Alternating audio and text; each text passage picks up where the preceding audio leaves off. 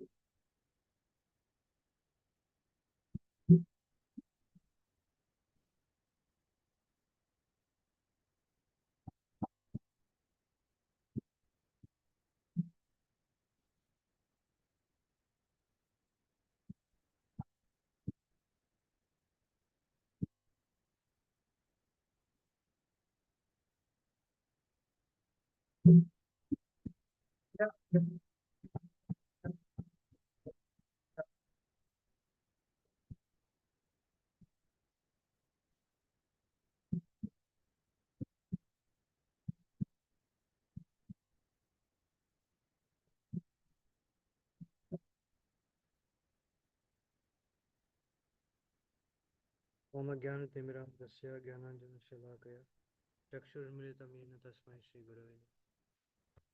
श्रीचैतन्यमनोभीष्टं स्थापितं येन भूतले स्वयं रूपगतमह्यं ददाति स्वपदान्तिकं वन्देऽहं श्रीगुरो श्रीयुतपदकमलं श्रीगुरून् वैष्णवांश्च श्रीरूपं साग्रजातं सारं तं सजीवं साद्वैतं सावधूतं परिजनसहितं कृष्णचैतन्यदेवं श्रीराधा कृष्णपादान् च ललिता श्रीविशाखान्वितांश्च हे कृष्ण करुणा सिंधु दीनबंधु जगतपते कांत राधाकांत नमस्ते तप्तकांचन गौरांगी राधे वृषभांसि देवी प्रणमामि हरिप्रिय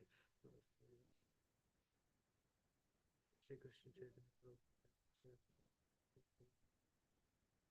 हरे कृष्णा कृष्ण कृष्ण हरे हरे हरे राम राम मुखं करोति वाचालं पङ्गुं लङ्घयते गिरिं यत्कृपातमं वन्दे श्रीगुरुं जिनतारिणं ब्रह्मानन्दमालं श्रीचैतन्य ईश्वरम्।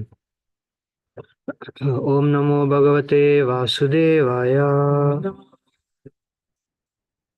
ॐ नमो भगवते वासुदेवाय। ॐ नमो भगवते वासुदेवाय।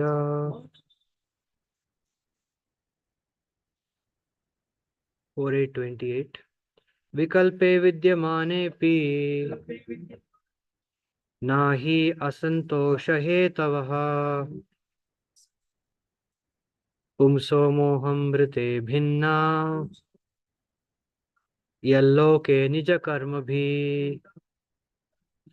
विकल्पे विद्यमानेऽपि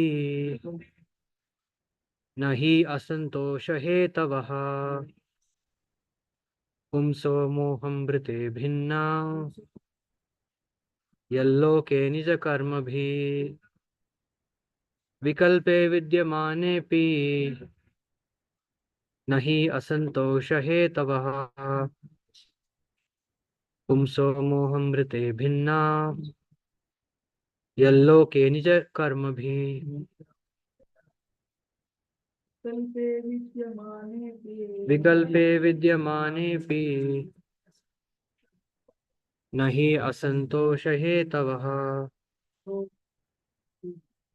पुंसो मोहमृते भिन्ना यल्लोके निजकर्मभिः। विकल्पे विद्यमानेऽपि न हि असन्तोषहेतवः पुंसो मोहमृते भिन्ना यल्लोके निजकर्मभिः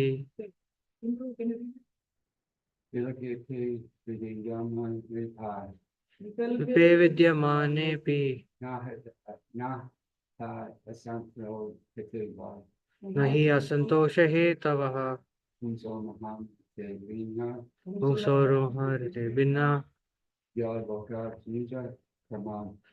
यल्लोके निजकर्मभिः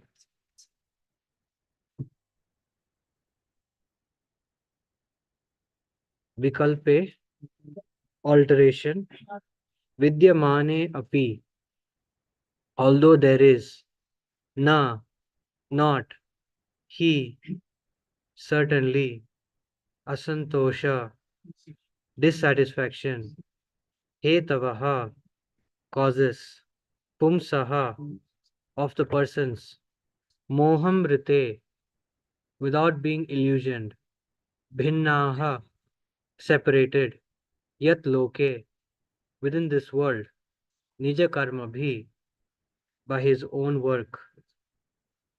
Translation purport by His Divine Grace Srila Prabhupada Ki Jai.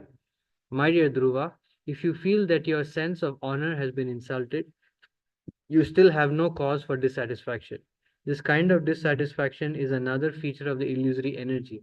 Every living entity is controlled by his previous actions.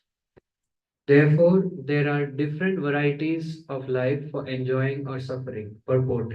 Srila Prabhupada Ki Jai. In the Vedas, it is said that the living entity is always uncontaminated and unaffected by material association.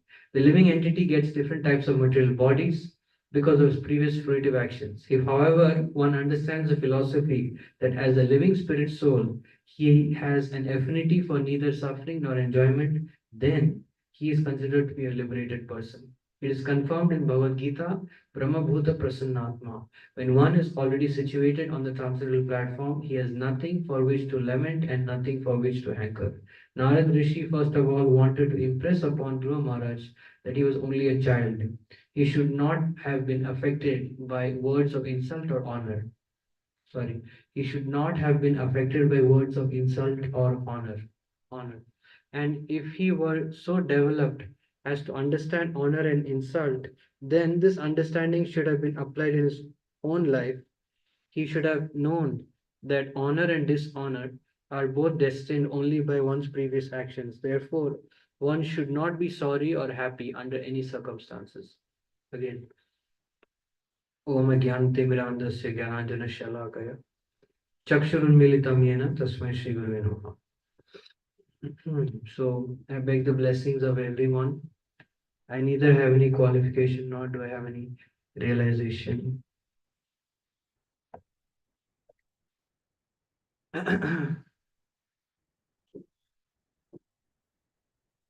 So Srimad Bhagavatam is actually the Amala Puran, the spotless Puran, which actually speaks about the loving devotional service of the Lord. I'll read the translation again. My dear Dhruva, if you feel that your sense of honor has been insulted, you still have no cause for dissatisfaction. This kind of dissatisfaction is another feature of the illusory energy. Every living entity is controlled by his previous actions, and therefore there are different varieties of life for enjoying or suffering. So Narad is telling Dhruva that when honor is insulted or when one is not given the proper respect, then still there should be no cause for dissatisfaction. Because the real honor is actually being accepted by Krishna.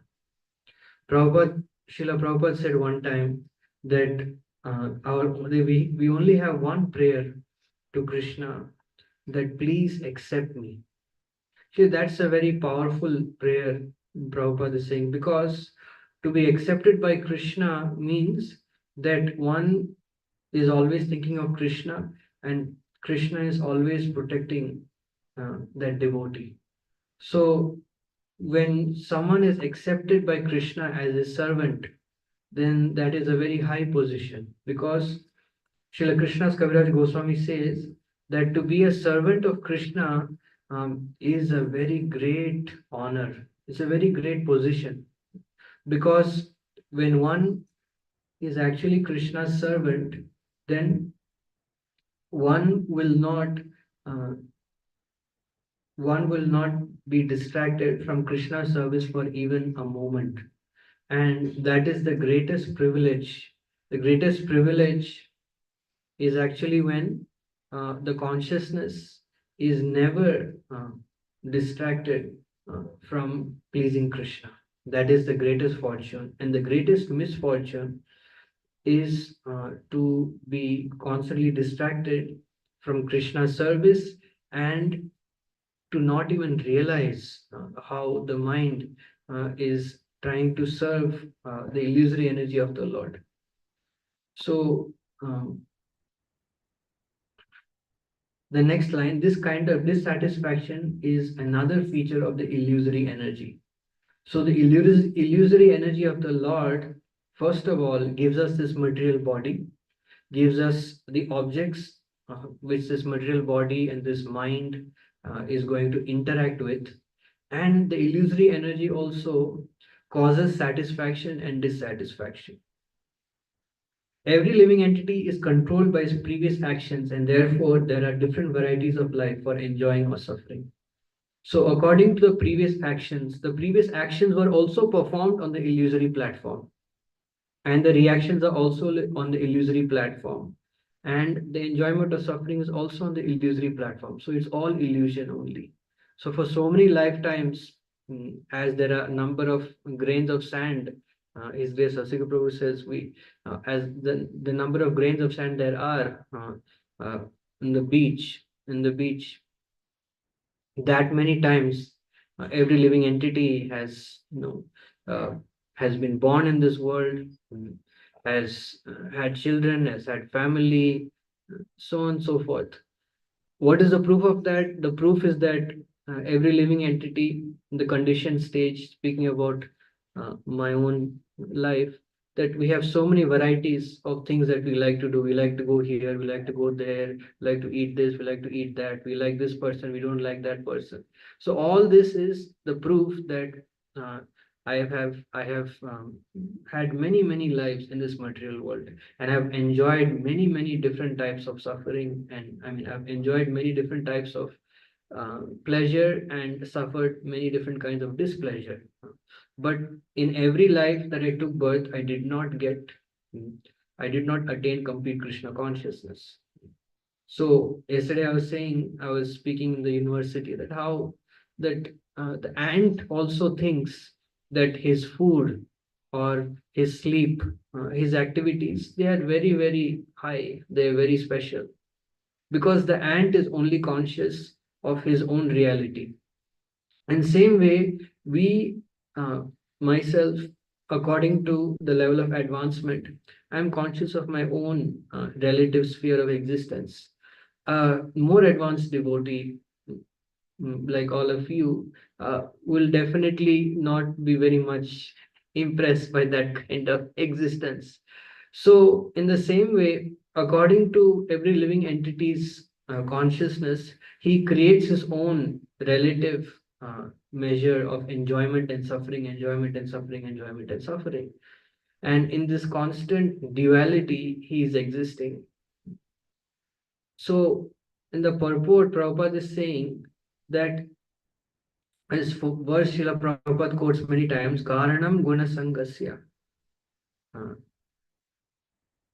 So, according to the modes of material nature, according to the impressions that the modes have created in the heart of a living entity, they combine in a certain proportion, and one gets a birth in a certain family, in a certain country, in a certain place. Then Prabhupada says, if however one understands the philosophy that as a living spirit soul, he has an affinity for neither suffering nor enjoyment, then he is considered to be a liberated person. So when Prabhupada is saying that when one understands, Prabhupada is saying that when one understands and one realizes also. When one understands the philosophy, one realizes the relevance of the philosophy. Because we all have experience of forgetfulness. That if we have a very, very powerful experience, whether positive or negative, in due course of time, we forget that experience and we behave as if that experience never existed. If you had a very terrible disease or very, very difficult kind of pain, you see, in some time we forget, we behave as if we never had that disease before. So that is proof that actually we are spirit soul. That is proof that we're spirit soul. And same way, if we enjoy something so wonderful, even sense enjoyment, like eating ice cream or eating something, at some point must have been extremely pleasurable at that split second, but then we forget. It shows that actually we are we are not attached to enjoyment, nor I'm sorry, we are not attached to enjoyment or suffering, because enjoyment and suffering both do not give us real happiness.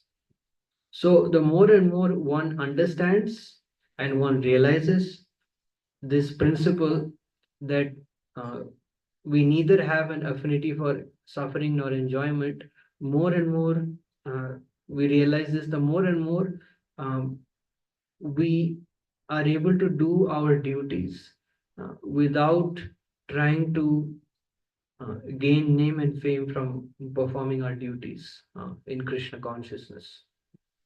So, Bhagavatam is very, very powerful, and Srimad Bhagavatam is actually meant to shake one, uh,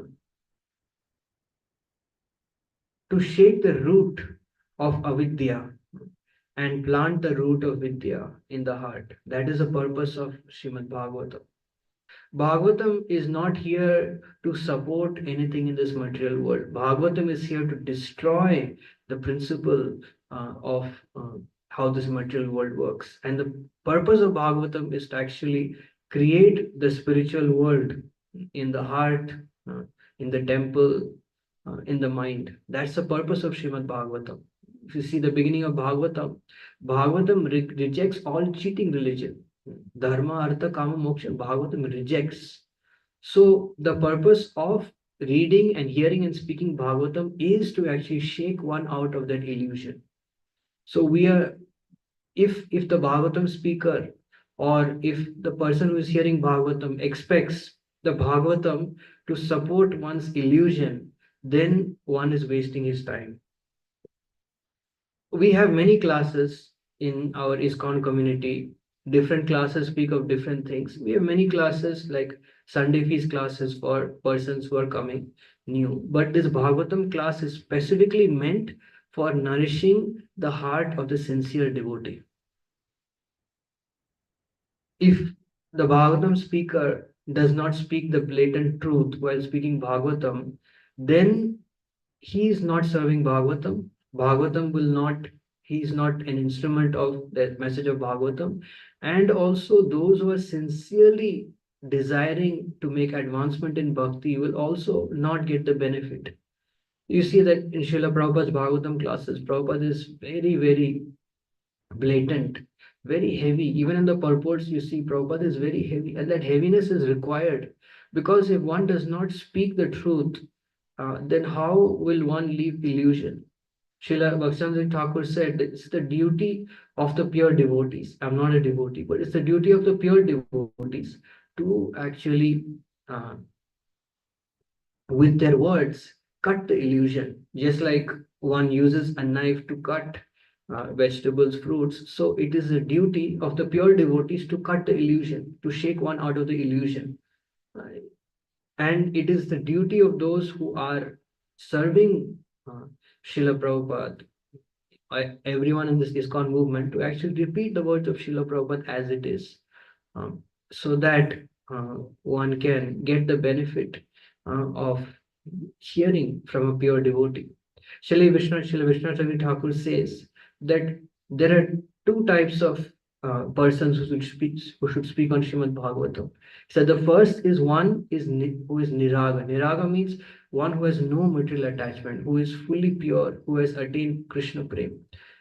And the second kind of person is someone who actually um, repeats the words with and who is sincerely trying to follow. Vishwanath Thakur says, if one repeats the words of a pure devotee and he is sincerely trying to follow with a humble heart, then it acts just like an echo. Just like sometimes there may be an echo of a particular sound. So, in the same way, it also has great power. So, this verse actually destroys all conceptions. Chaitanya Mahaprabhu says, that I am not a Brahmana, I'm not a Kshatriya, I'm not a Vaishya, I'm not a Shudra, I am not a Brahmachari, a Grihastha, Vanaprastha, or Sannyasi. Naham Ripo Vipro, Nacha Narapatir, Napi Vaishna Shudro, Naham Varni, Nacha Grahapatir, no Vanastu Edirva, Kintu Prodit, Nikhila Purnamritabdir, Gopi Bhartu Padakamalyor, Dasa Dasa Anudasa. So, Chaitanya Mahaprabhu, who is the leader or who is the head of our Gaudiya Vaishnava Sampradaya. That's why we are Gaudiya Vaishnavas, because we are following Lord Chaitanya. So Lord Chaitanya rejects or Lord Chaitanya does not recommend that we cultivate the upadhi of being a brahmachari, a grasta, vanaprastha, sannyasi, a brahmana, a kshatriya, vaishya, or shudra. But Sri Chaitanya Mahaprabhu says only cultivate one upadhi, only cultivate one designation, that I am the servant of the servant of the servant of Krishna, who is the maintainer of the gopis. So only cultivate this one designation, because if you cultivate any other designation, then one will be situated in duality. One will think that this is good, that is not good. I am better, he is worse, or he is better, I am worse. And as a result of cultivating this duality, the problem is one will be attached to enjoyment and one will not like suffering. And of course, that's natural, that's very natural. But the problem with becoming too much attached to any upadhi in this material world is that one will forget Krishna. One will forget Krishna, and one will mix Krishna consciousness with uh, other upadhis. And as a result of that, one will become confused. One may even unnecessarily uh, impress upon himself to do things that we cannot do. Because in this material world, no one can be perfect. It's like simple example. His Holiness Rangat Maharaj said, if you want to maintain perfect cleanliness standards, you should be taking bath 24 hours a day. 24 hours a day. That, I mean, according to very strict standards, if like for example, according to very strict standards like Brahmana standards, if one yawns, contaminated. If one loses gas, it passes gas, contamination. So the point is that if one is too much caught up with these designations, then one cannot perform bhakti. The purpose of all these designations is to perform bhakti, is to put oneself in a situation so one can perform bhakti. The purpose of the ashram system, the purpose of everything is to please Krishna. That is the purpose. Actually, the real purpose is to become attached to Krishna. A few days ago, I was reading something really wonderful from Srila Prabhupada's Nectar of Instruction. Prabhupada said the purpose of hearing and chanting is to become attached to Krishna. Many times we may think the purpose of hearing and chanting, the purpose of is to be completely attentive, is not to commit a single offense. Yes, that's very good. But the way Prabhupada explains is, as we become more and more attached to Krishna by hearing and chanting the glories, then that attachment will only help in removing the root of offenses, because root of offenses is actually not desiring to please Krishna. So the more and more one hears and chants the glories of the Lord and one becomes attached to the Lord, then that will help one to become more and more conscious. Prabhupada says Krishna wants to see how much pain, how much uh, care one takes in his transcendental loving service. And when Krishna sees that one is taking great pain, one is executing great austerity to please him in whatever way, then Krishna becomes very pleased, and Krishna puts one on the transcendental platform. So the transcendental platform, yes, is very high, is very exalted. But at the same time, this verse, this whole set of verses explains that how easy it is to go on the transcendental platform when a pure devotee showers mercy. Actually, there are many aspects of this pastime of Maharaj Dhruva, but the most important aspect is that Dhruva had a material desire, no doubt. And this verse is about how one should not be affected by honor or dishonor. I have no qualification to speak because I myself am very fallen. But this verse is about how one should not be affected. And one can only not be affected when one is on a very high state of Krishna consciousness. But at the same time, these last few verses, they demonstrate one thing, or this whole pastime demonstrates one thing, that when a person, like a really sincere person, approaches a pure devotee, he may have any desire. You know, like my spiritual master made this statement that if one has any desire in this world, even he wants to enjoy, he really wants to enjoy, he's very sincere, he wants to enjoy. If he's really honest, he will come to the lotus feet of Krishna. Because when he tries to gratify anything material, over a period of time, he will get frustrated, and eventually he will realize that real enjoyment is only at the lotus feet of Krishna. Of course, provided that he takes the mercy of a pure devotee. So the important thing in this pastime is how quickly, for our understanding, um, um, Maharaj Dhruva transferred his attachment from his desire to get a kingdom to actually getting the Lord. If you see in the initial verses, Suniti is telling Dhruva that only Vishnu can satisfy your desire. So initially, Dhruva is thinking that Vishnu can satisfy, so I want Vishnu.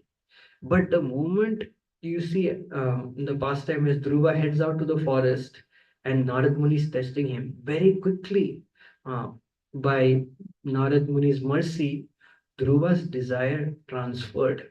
Initially, from our perspective or for our instruction, we see that Dhruva was more interested in fulfilling his material desire. Because Vishnu could fulfill his material desire, therefore he approached Vishnu.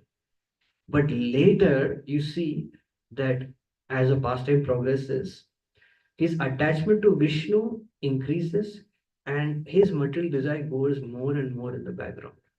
So that is a very important point. One may come to Krishna consciousness for many different reasons, but one has to, as soon as possible, transfer his attachment from fulfilling his material desires to serving and surrendering to Krishna.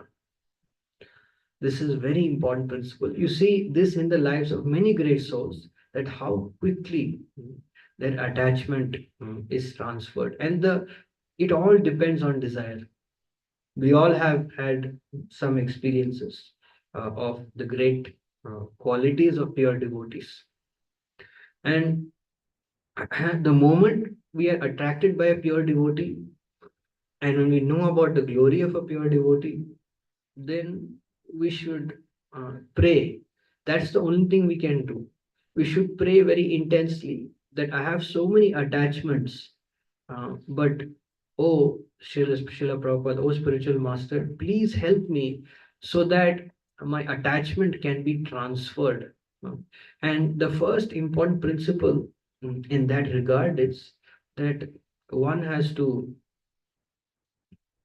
avoid any object or any situation which shakes his faith.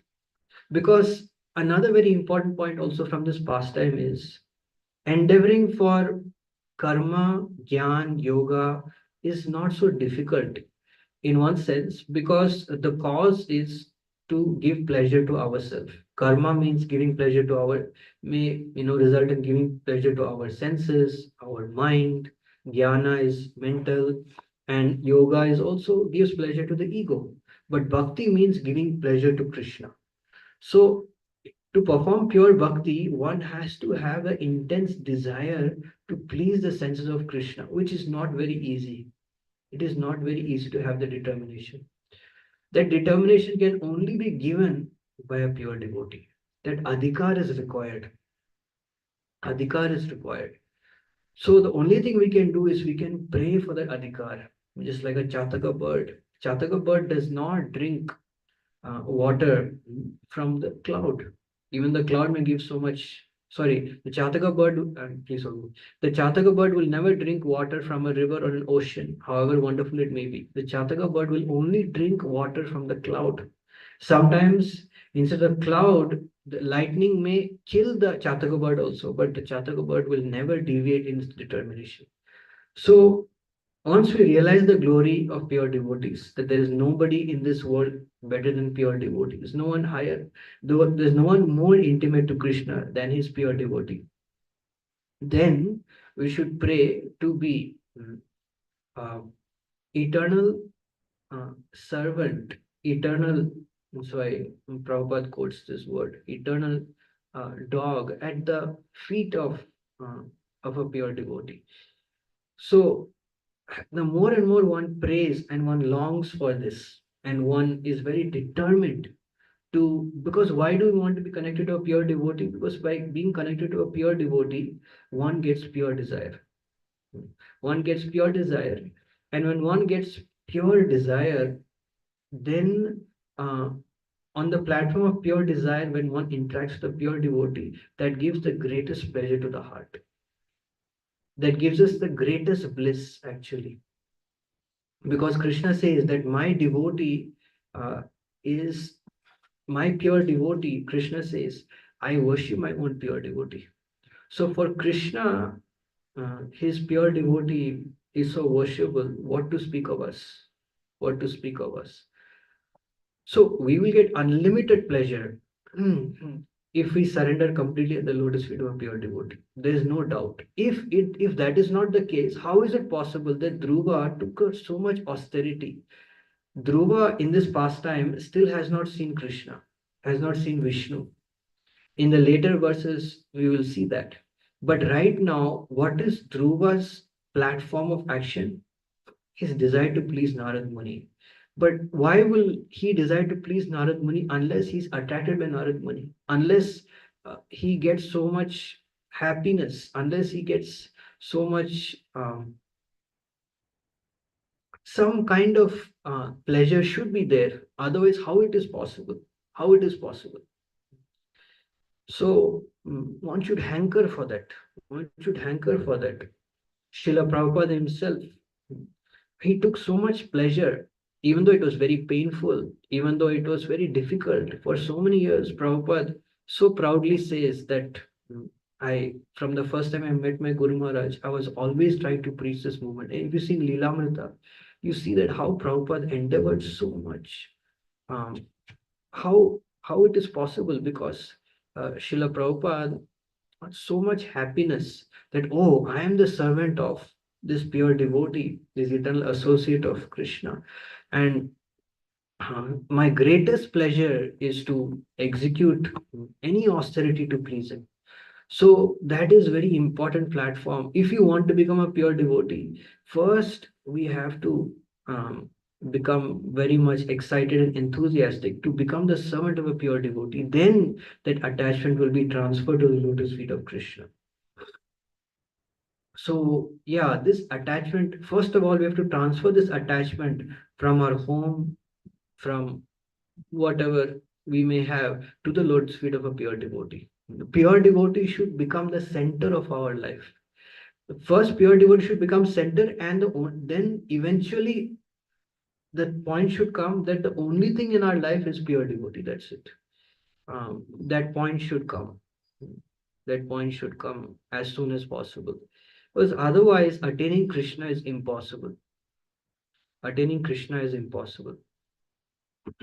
Attaining even Lord Chaitanya and Lord Nityananda's mercy is impossible unless we aspire for this.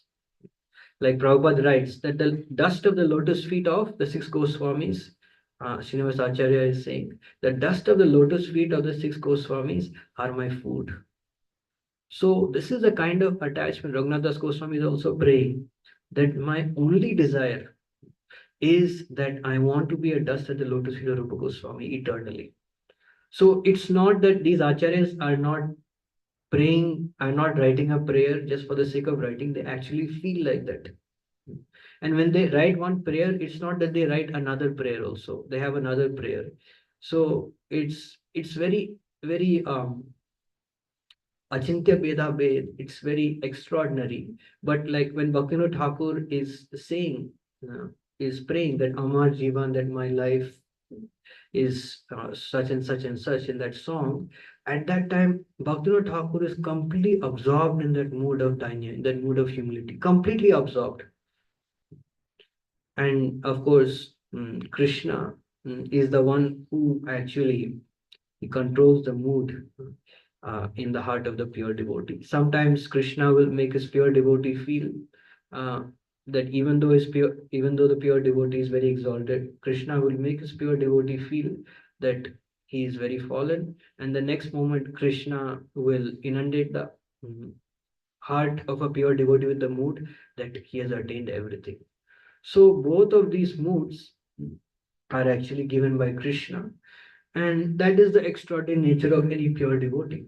You see, like Srila Prabhupada is a famous example that Prabhupada one day told that how that Maya will never touch me. And the next day, Prabhupada is praying very intensely to Krishna, and devotees asking Prabhupada that why, I mean, it's very, this is another amazing quality actually. So the devotees, sorry? So devotee asked Prabhupada that Prabhupada, why you're praying so intensely? Prabhupada said, I am praying very intensely to Krishna to save me from Maya. So um, actually, I really appreciate this sentiment of all these American, like Western disciples of Prabhupada, that because they had so much Guru Nishta, Guru Bhakti, they could ask Prabhupada these kind of questions. Because they were so simple. So Prabhupada also saw that they had no envy, they had no. So Prabhupada also really opened his heart. So pure devotees of the Lord, they are so intimately connected to the Lord. And that is our greatest fortune in this material world. Our greatest fortune in this material world is actually the association of pure devotees. And that's why maturity means to, it's not easy, but to value pure devotees and exalted devotees as much as we value Krishna. As much as on the altar, we're very careful not to commit any offense. We are very conscious of that as much as possible. Not qualified to speak, but at the same way, to be very conscious with a pure devotee, with the exalted devotee, and to never take them for granted. So this consciousness is very powerful. So there are some ways by which we can attain this consciousness, because when we will really become attracted to a pure devotee, then we'll become attracted to his instructions. Actually, they're very powerful, very powerful, very heavy also. I watched this one time, Srila Gaurav Maharaj speaking with his disciple. It's recorded but it's very instructive. And Maharaj says that if you're not following the instructions of Guru, then you have no faith in Guru. It's very heavy. And then what is it? Prabhupada makes this very heavy point also in Chaitanya Charitamrita purport. Prabhupada says that the moment you deviate from following the instruction of Guru, at that moment the uprooting of the Bhaktilata creeper begins. Very heavy. Of course, there are many instructions of the spiritual master, and the most important instruction is to chant a minimum of 16 rounds. And there's number of principal instruction that Prabhupada has given, of course, but this line is very important, which means that the more and more we follow the instructions of Srila Prabhupada, more and more we strive to follow the instructions of Srila Prabhupada, the more and more we are protected, the more and more we make advancement in bhakti. So every instruction is important, and our goal should be eventually to follow every instruction. Of course, we may not be able to follow certain instructions where we are not able to do that particular seva. But any seva in which we have the opportunity to follow the instruction, we should try to follow the instruction.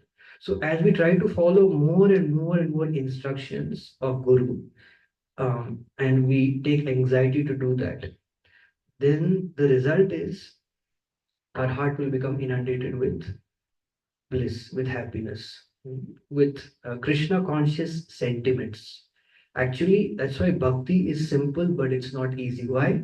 Bhakti means performing activity with bhav, with mood. So any mood is okay. Humble mood is also okay. Different moods are there, but basically with bona fide moods defined in Shastra. So that's why that has to be given by Krishna. That has to be awarded by Krishna. So that has to be awarded by Guru Parampara. Um, one cannot artificially create that in the heart. So for that, the instructions are very, very important. So how can one be very enthusiastic in Krishna consciousness? Because enthusiasm is the most important thing. I mean, if you have enthusiasm, yes, after being with that enthusiasm, patience and confidence is important. But first, that enthusiasm should be there. So, one of the most powerful places where one can be enthusiastic is to take the association of devotees. That's why morning program is very important, because in the morning program there is only Shravanam Kirtanam. So when one performs Shravanam Kirtanam in the association of devotees, that leaves a very powerful impression on the heart. A devotee should always be very conscious of what is impression. Like Prabhupada says, if one sees the deities and one does not feel happy, immediately one should understand something is wrong in the consciousness. So a devotee must always be conscious of what kind of impressions are coming. Like when I see a devotee, if I'm not happy, if I see the Lord, I'm not happy, or I'm judging, or whatever it may be, one does not have to be depressed, but one has to be conscious. Yeah, I need to add more Krishna in my consciousness. That's why my consciousness is seeing things materially. Seeing things materially. So one has to be very conscious of what are the kind of impressions being generated in the mind. It's a constant struggle, it's a constant conscious effort. So the first is the association of devotees. If we don't take the association of devotees, nobody can help us. Guru cannot help us. Shiksha Guru cannot. Nobody can help us. We need to take the. We need to hear and chant in the association of devotees. That's why this temple was built. That's why so many temples are built.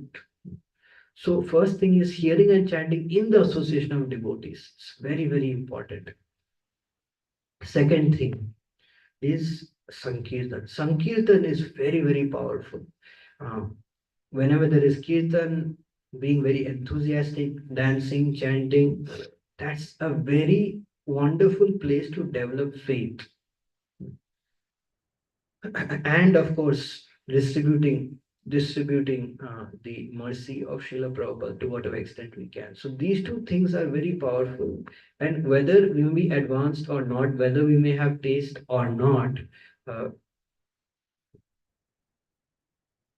We have to do these things as an austerity. And then, of course, comes the different services we do.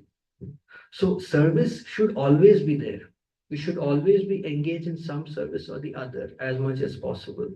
But for that service to give realization, these two things are important.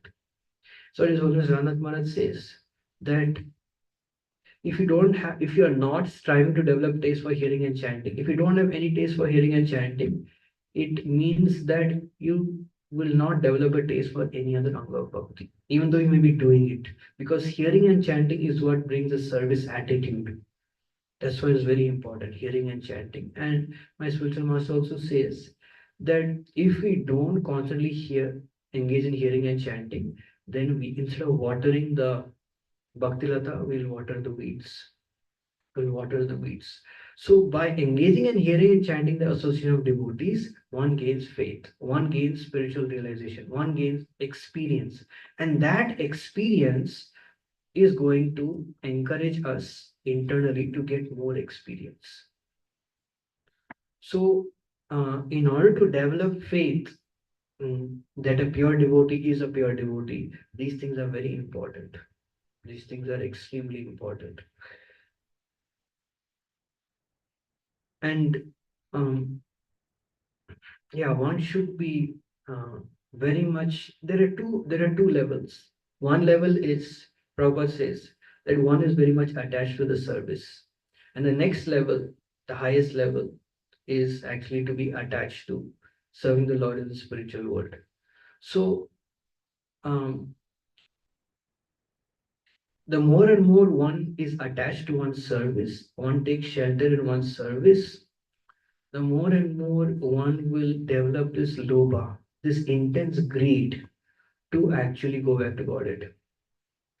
Our services that we are doing on a daily basis, to the extent that we saturate those services with hearing and chanting, to that extent, those same services will help us to develop this intense greed, because this greed is very important.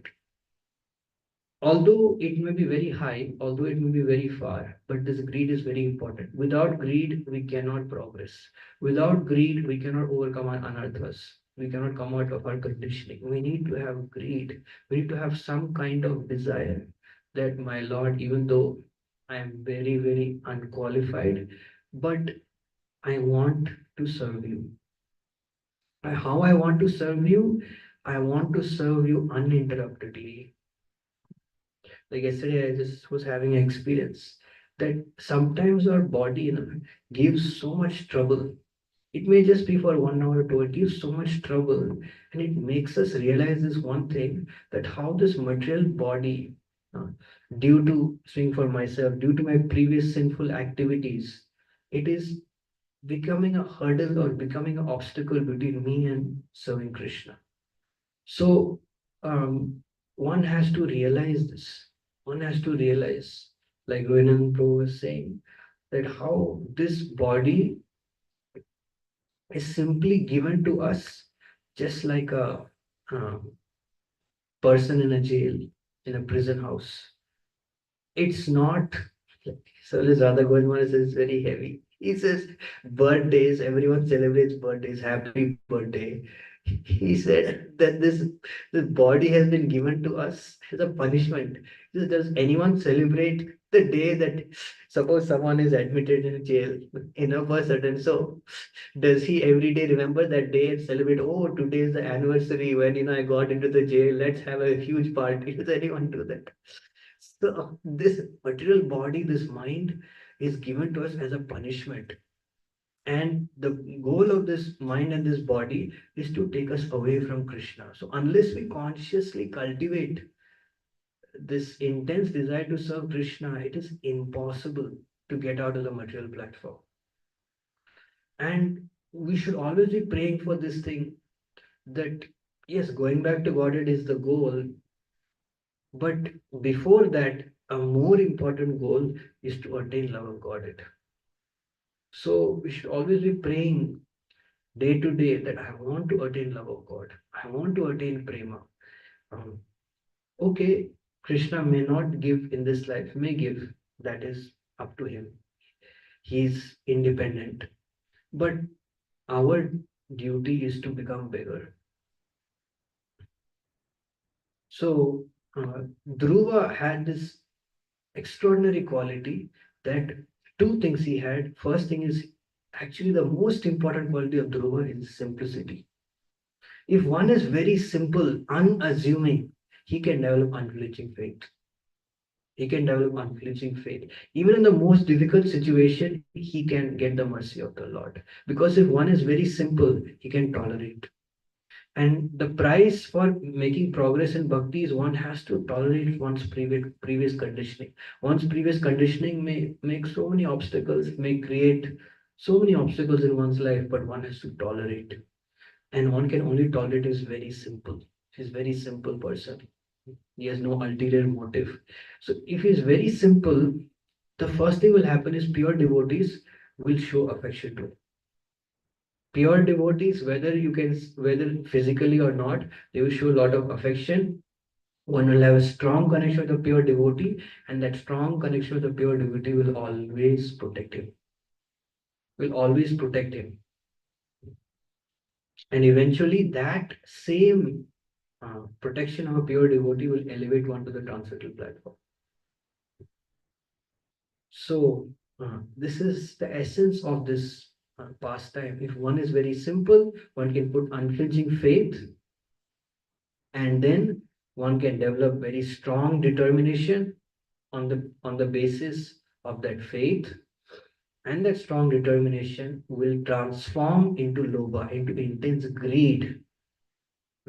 And then that greed will help one to attain higher and higher states of Krishna consciousness. So that's why prayer is very important. But to offer prayer also, one has to receive mercy. One Krishna has to put you in such situation where you can offer heartfelt prayer. Otherwise, we may say the prayer, but then like we say, Hey Krishna Karuna Sindhu. Yes, Krishna is Karuna Sindhu, is very merciful.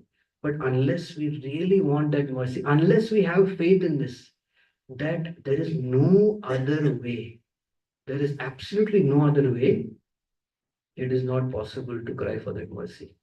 The day when we'll be convinced that our previous activities, our sadhana, I mean, speaking about myself, purity, our birth, our intelligence, the day when we'll be convinced that all this has absolutely no value in attaining the mercy of the pure devotee, and the day when we will have this faith that only the mercy of a pure devotee will give us mercy, their causeless mercy will only give us mercy, that day we will be qualified to receive the mercy.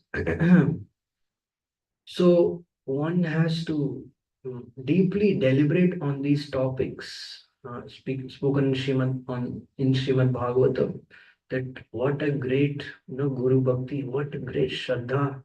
I mean, I'll end with this. My Guru Maharaj says very deep point. He said that what is disciple? And he gave the example of Dhruva. And he said when Narad Muni gave instruction to Dhruva, it's not that he came and kept checking that, oh, did he follow this instruction? Did he follow? He just gave instruction and left. And Dhruva never violated the instructions. So this is a real, I mean, I'm not qualified, but I'm repeating for my own purification. This is a real disciple. That means once Guru gave instruction, means Guru gave instruction. That's it. There's no need for Guru to say again and again and again. Finish. So, and Prabhupada is very merciful. How much merciful Srila Prabhupada is, like how much practical he has made Krishna consciousness, right? So, Prabhupada has given us so much leverage in terms of prasadam, in terms of sleeping, in terms so many things. Prabhupada is so merciful. So, if we just strive to follow what Guru and Prabhupada says with open heart, then for sure um, we will definitely attain prema. There is no doubt about it. Why? I'm not speaking on my own realization, but I'm speaking on the realization of all these pure devotees of the Lord. the spiritual masters. If you see them, they are always their anxiety is to please Prabhupada only. They have no other anxiety. But look at their consciousness, look at their divinity, look at their power, how much powerful they are. They can initiate so many devotees without any problem. They can tolerate so many severe diseases without any problem. Why? Because of their extreme attachment to a pure devotee and pleasing a pure devotee. So, um, this is the extraordinary power of this pastime. That's why Mahaprabhu used to recite this pastime again and again and again. So, when one becomes attached to a pure devotee, then yeah, then one becomes deeply attached to one's seva. One consider one's seva, one's life. It doesn't matter whether someone is watching or not. It doesn't matter whether someone is praising me or not. But I never want to leave my seva. Actually, I just had this experience. I just wanted to share this. That this material world is always giving one the impression. Pure devotees are giving the impression that you can only be happy by serving Krishna. You cannot be happy any other way. That is the impression pure devotees are giving. Material world is constantly giving this impression that you can be happy without Krishna. So if one day, even one day, you become a little interested to just look at Maya, to just look at Maya in the form of taking break from seva. Let me go outside. Let me take some break.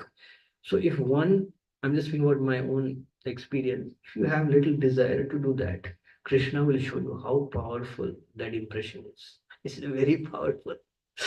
Just for a few hours, Maya, or for a few minutes, Maya can convince you that just be a little comfortable. Be comfortable. You don't need Krishna in your life. So when we become attached to a pure devotee will convince us that only happiness is in seva, only happiness is in pleasing Krishna. And only when we become intensely attached to that, intensely attached to serving Krishna, giving pleasure to Krishna, mm, then only we can transcend good and bad. Because good and bad will come to us naturally. And good and bad, good karma is good karma is bad karma. Because good karma also distracts you from Krishna. So basically, uninterrupted seva, intense desire to serve, that is the only way to transcend material modes of nature. No austerity, all these other things will help to some extent, but this is the goal. Etat sarvam guru bhaktya. Bhagavatam, this verse is there. Rajas tamascha sabdena satyam cho pashamena cha etat sarvam guru bhaktya purusho hi anjasajayat. So that means one who is unflinchingly, without any distraction, attached to serving the mission of Guru, the instructions of Guru, that person will develop Guru Bhakti, and that Guru Bhakti will very quickly elevate one from ignorance to passion to goodness to pure goodness. Otherwise, it is impossible. You see, like all the pure devotees now, why they are pure devotees? Because they are of their immense attachment to Srila Prabhupada. If you just hear them speaking about Prabhupada, you see, like, wow, what is the kind of attachment they have developed to Srila Prabhupada over their over the years of their service. So if we don't develop this intense attachment and unless we perform great sacrifice, we cannot survive on this path of bhakti, because this path of bhakti has many tests, and to continue in this path of bhakti means that one has to become fully focused, fully dedicated. Otherwise, one cannot continue. Otherwise, Dhanam Janam Sundarim will distract one and one will fall down for sure, unless one is fully dedicated, unless one performs sacrifice. And so the beginning of that sacrifice is to become fully dedicated at the lotus feet of Guru, Guru's mission, uh, pure devotee's mission. So that is an important lesson from this pastime. And also a great hope is there that after a certain point in bhakti, when we are uh, protected, when we're accepted by a pure devotee really in the heart, then uh, from that particular stage, because of that protection, because of that blessing, we can confidently progress in the path of bhakti. Because even if we deviate, because we have that very strong connection in the heart with a pure devotee, that pure devotee will always pull us back. As soon as we do something wrong, immediately in the heart will come, oh, you're doing something wrong. No, you should not do this. You should not do this. So that is the power of a pure devotee's mercy. That all the good qualities will come in the heart by mercy. So I beg for mercy of all the devotees that I can take this pastime very seriously, because this pastime has incredible power. The number of times Prabhupada says in the purport to these verses that one should make it a point that one should attain this goal of life in this life, not wait for another life. How many times in these purports to this pastime Prabhupada has made that point again and again and again, right? So again, just ending this last thing, my spiritual master says, one should take every situation to cultivate uh, the intense desire to go back to Godhead, to attain the spiritual world. So that is the essence of this pastime. Hare Krishna. Anyone has any question or comment?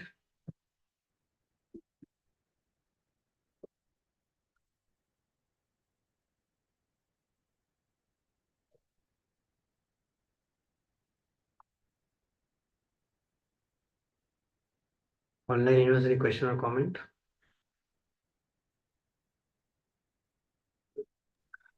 Hare Krishna, Vivekananda Pranam. Very amazing class today. Thank you. Missing your Sangha.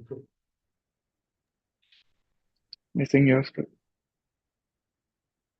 Okay, so nobody else has any question or comment. My humble obeisance to all the devotees. I have no qualification, I have no realization, and I have no uh, qualification to speak to any one of you, because all of you are more advanced than me. But I'm just repeating based for my own purification that no, I beg at all of your lotus feet that I can attain the mercy of pure devotees. Right.